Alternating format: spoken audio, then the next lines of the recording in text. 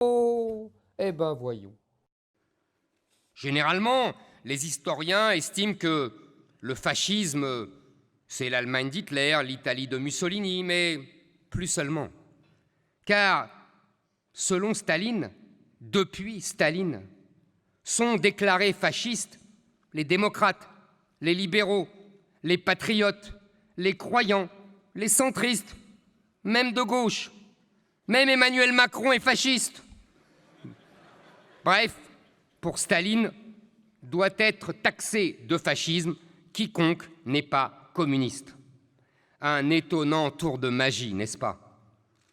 Ce trucage peut vous sembler grossier. Il constitue pourtant le plus grand coup de génie de la carrière de Joseph Staline.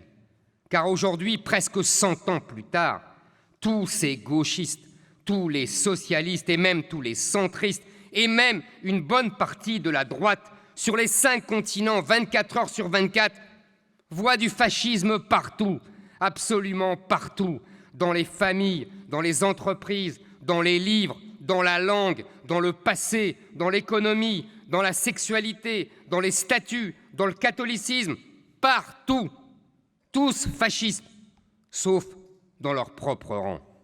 Oui, Joseph Staline a gagné sur toute la ligne. Car aujourd'hui, 99,99% des politiciens de droite n'ont qu'une peur, qu'une crainte, qu'une frayeur, passer pour des fascistes. Pour cela, ils sont prêts à tout. Ils sont prêts à ne plus rien dire, à ne plus rien voir, à ne plus oser même penser. En somme, toute la politique française, toute la politique occidentale contemporaine fonctionne encore selon le vieux schéma stalinien qui ne s'est jamais aussi bien porté. Qu'on se le dise, mes amis, fascisme aujourd'hui est le mot le plus dangereux au monde. Il hante des milliards de cerveaux, il détruit toute vie politique sur son passage, il détruit toute vie intellectuelle sur son passage.